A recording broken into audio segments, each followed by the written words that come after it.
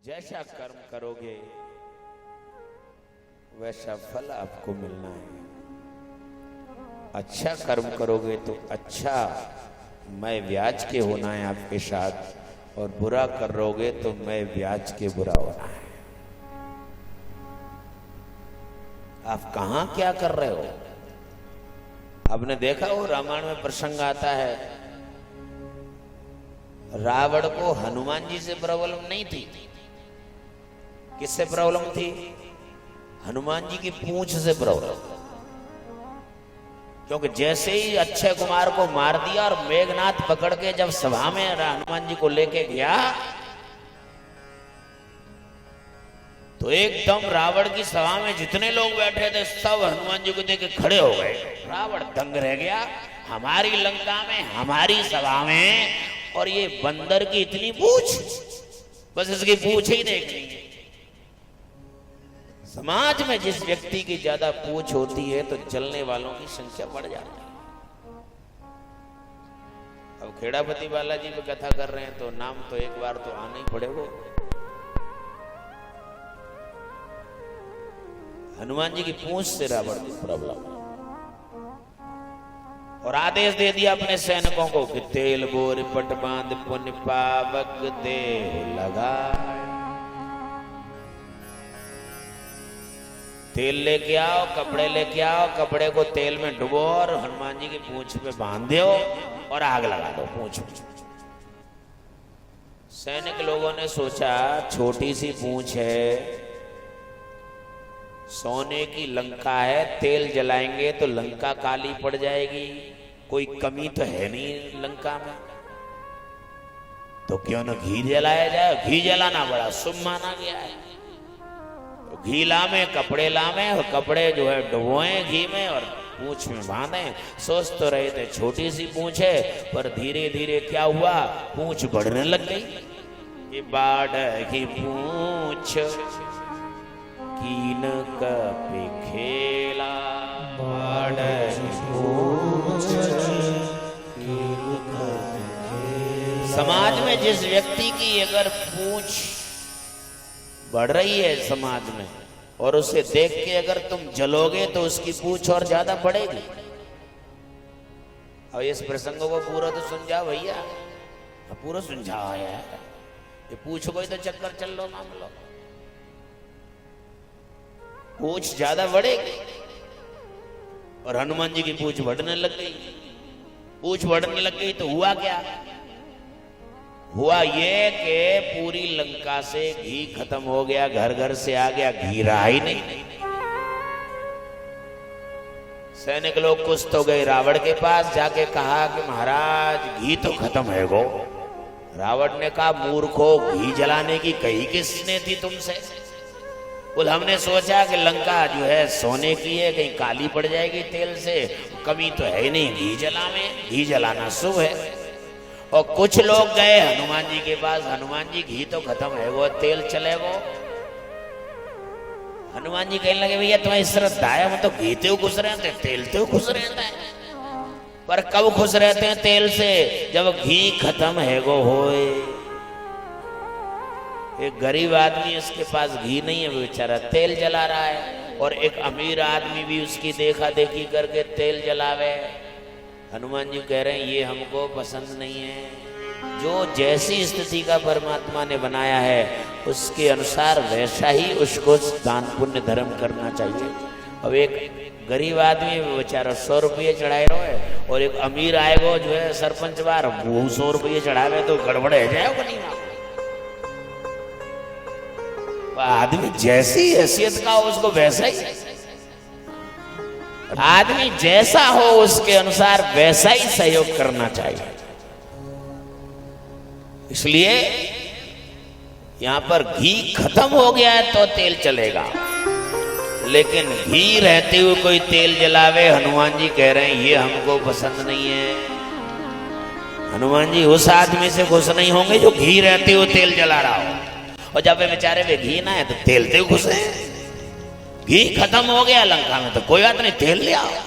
अब तेल लाने लगे, लेकिन सोच तो रहे हैं कि छोटी पूंछ है, लेकिन वहां तो और बढ़ती चली जा रही है।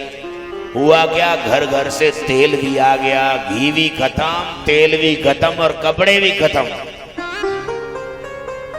और गोस्वामी जी ने लिख दिया कि रहा न नगर वसन घृत तेला,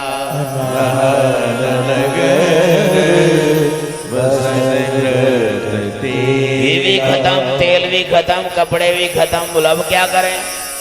लोगों ने कहा अब क्या करें, जैसी पोजीशन है वैसे ही आग लगाओ, अब है ही नहीं कुछ तो क्या करें, लगाओ आग।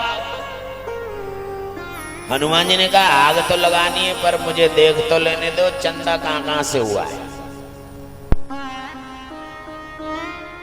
क्योंकि कोई भी कार्यक्रम होता है उसमें चंदा किया जाता है और चंदा देने वाले को लास्ट में उनके घरों में प्रसाद भी भेजा जाता है कि कहां कहां से सहयोग आया है।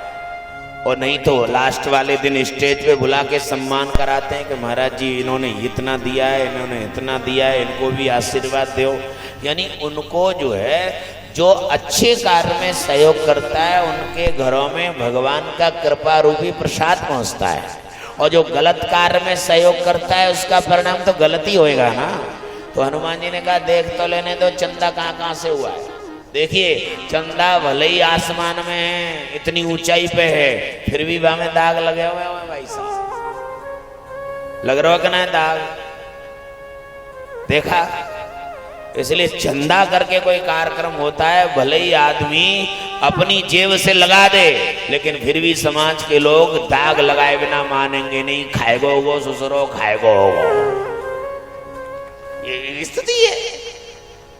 क्योंकि चंदा में दाग लगाए, भले ही आसमान में वो, लेकिन फिर भी ऐसे चंद्रमा को भी भोलेनाथ ने अपने माथे पे लगा रखा है।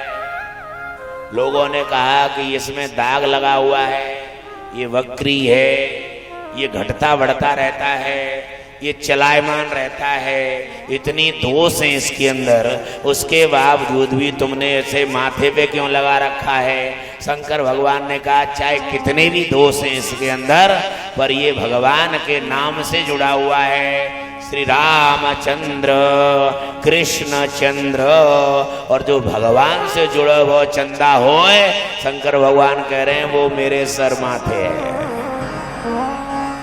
इसलिए भले ही आप कोई कलंक लगावे, लेकिन भगवान के लिए, भगवान की कथा के लिए घर घर मांग के लाना पड़े चंदा तो भले ही मांगो, क्योंकि भोलेनाथ कह रहे हैं जो चंदा भगवान के से जुड़ा हो, भगवान के कार्य से जुड़ा हो, वो चंदा मेरे सर माथे है।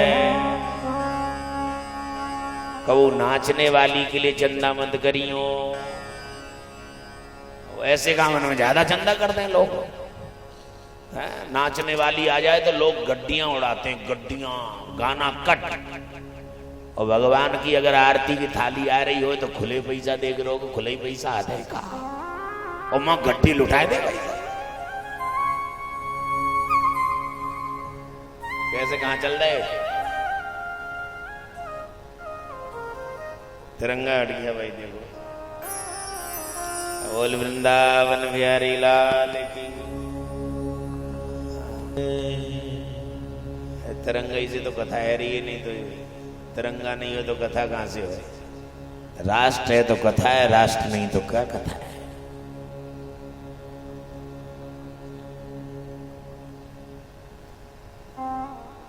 हनुमान जी की पूंछ से रावण को प्रॉब्लम है,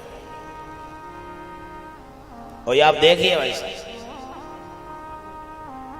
समाज में जिस व्यक्ति की ज्यादा पूंछ होती है, जलने वालों की संख्या बढ़ जाती है। या कि इतनी पूंछ क्या रही है जी, देखना है वो, और सब जगह पूंछ कोई चक्कर है भाई साहब। कहोगे घर पे जाओ, वहां से लौट के आओ तो कहा कहते हैं चाय की कहा चले जाने तो पानी क्यों नहीं पूछी, पूछ को मामलो है साहब।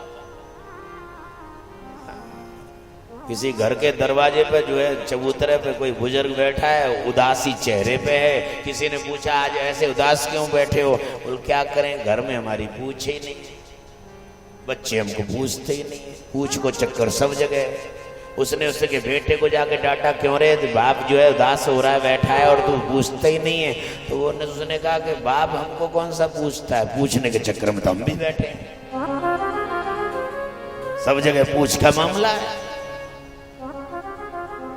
समाज में जिस व्यक्ति की ज्यादा पूछ हो रही हो तो जलने वालों की संख्या बढ़ जाती है। नहीं तो कभी आपने देखा हो कि आपके गांवों में पहले हाथी आता था, अब तो शायद आते हैं कि नहीं आते, लेकिन पहले गांव में हाथी आता था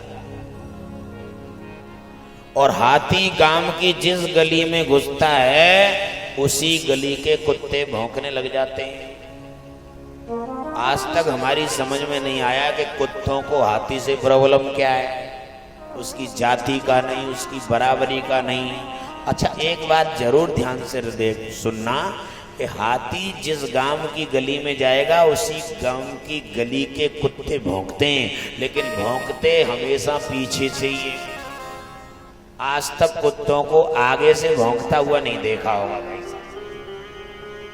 यानी समाज में जिस व्यक्ति की ज्यादा प्रतिष्ठा होती है, पूछ ज्यादा होने लग जाती है, तो भौंकने वालों की संख्या बढ़ जाती है। लेकिन भौंकने वाले पीछे से भौंकते हैं, आगे से आज तक कोई नहीं भौंका। हिम्मत ही नहीं है कि आगे से भौंक जाए। एक दिन हमने ही कुत्ता से जाके पूछा कि भाई साहब ये बताओ कि आपको हाथी से क्या प्रॉब्लम है, तुम्हारी जाति का नहीं, तुम्हारी बराबरी का नहीं। बोल हमको कोई प्रॉब्लम नहीं है। तो हमने कहा जब ये आता है तो भौंकते क्यों हो? तो कुत्तों ने कहा कि ये घर वाले जितने भी लोग इसको गणेश मान के इसकी पूजा करते हैं, इसके सामने हाथ जोड़ते हैं, यही नहीं देखा जा रहा है। क्योंकि हम इनके घर पे जाते हैं तो डंडे मारते हैं और ये हाथी आता है तो इसकी पूजा करते हैं, हाथ जोड़ रहे हैं। बस यही नहीं देखा जा रहा है कि इसके हाथ क्यों जोड़े जा रहे हैं, इसलिए भौंकते हैं। और जिसकी समाज में ज्यादा पूछ हो रही हो और भौंक रहा हो पीछे से, समझ लेना कि वो डीओजी साहब का ही भाई है। समझ गए ना? डीओजी साहब, ज्यादा मत हाँ, डीओजी साहब, ये समझ लो आप। दूसरी बात, कभी आपने देखा हो, ये भारत की लीला है, स्थिति है, अगर अमेरिका में लाइट चली जाए तो बिजली घर के दफ्तर में फोन करके पूछा जाता है, और लंदन में लाइट चली जाए तो फ्यूज चेक किए जाते हैं, और भारत में लाइट चली जाए तो पड़ोसी के घर पहले देखेंगे जाके गई है कि नहीं गई, कि हमारी गई है। ये भारत है भाई साहब। मैं ज्यादातर जीके के क्वेश्चन किया करता हूं, जनरल नॉलेज का, कि भारत ने कौन से खेल में सबसे ज्यादा स्वर्ण पदक हासिल किए, ये जीके का क्वेश्चन है। लेकिन खेल भी कौन सा? भारतीय खेलों में भारत ने कौन से खेल में सबसे ज्यादा स्वर्ण पदक हासिल किए। खेल भारतीय होना चाहिए। ये क्रिकेट मिर्केट भारतीय खेल नहीं है, ये विदेशी के खेल है। हमारे भारत में खेल होते थे, हॉकी का खेल होता था, कबड्डी खेल होता, ये भारतीय खेल है। तो इसका उत्तर दिया जाएगा कि सबसे ज्यादा भारतीय खेलों में भारत ने कौन से खेल में हासिल किए, तो उत्तर आता है कबड्डी में। कबड्डी में सबसे ज्यादा भारत ने स्वर्ण पदक हासिल किए हैं। कबड्डी में क्यों किए जानते हो? क्योंकि कबड्डी में टांग खींची जाती है, और टांग खींचने में भारत अव्वल नंबर पे भाई साहब। एक दूसरे की टांग खींचने में लगा हुआ है, पहले नंबर पे आता है भारत, टांग खींचने में लगा हुआ है। सोचो आप, कोई भी कार्यक्रम हो रहा है, कहीं हो सके तो सहयोग करो, हाथ। हाँ, अरे चलो ये कथा इधर शास्त्रों की बात छोड़ो, तुम अपने स्ट्रक्चर को देखो। आप देखिए, कोई यज्ञ कार्य करता है तो ये हाथ, सत्कर्म करता है तो ये हाथ, पूजा करता है तो ये हाथ, दान पुण्य करता है तो ये हाथ, और ये बेचारा वैसे ही परेशान है। हमको तो वैसे ही 100 पीस लटका रखा है, हम तो किसी काम की ही नहीं है। और अब तो थोड़ी मोदी ने वो चला दी है ना स्वच्छ भारत अभियान, तो जगह घर घर शौचालय की व्यवस्था कर दी है। नहीं तो पहले आपको मालूम है कि पहले इसी हाथ से तो सफाई की जाती थी, गंदा काम इससे और अच्छे काम इससे। इसलिए ये परेशान है कि सारे पुण्य तो यही लेके जा रहा है, हम तो वैसे ही लटका रखे हैं। तो हम इससे कहते हैं तू क्यों दुखी हो रहा है भाई, परेशान मत हो, जब ये कोई सत्कर्म कर रहा हो तो तू इसके साथ यूं लग जा। क्या ख्याल है? चिड़े क्यों जा रहे हो, मरे क्यों जा रहे हो? अरे कोई अच्छा काम हो रहा है तो उसमें अपना हाथ यूं अड़ा लो, और जो ये पुण्य करेगा तो ये पुण्य इसको भी लगेगा कि नहीं लगेगा। अब ये वैसे ही मरा जा रहा है, यूं कर ले भाई। अगर कोई कार्यक्रम ऐसा अपने क्षेत्र में हो रहा है तो सब अपने अपने हाथ अड़ा लो, जिससे तुम्हें भी वो पुण्य मिल जाए। और हाथ नहीं अड़ा पाए तो कम से कम टांग तो मत अड़ाओ। बोला भाई।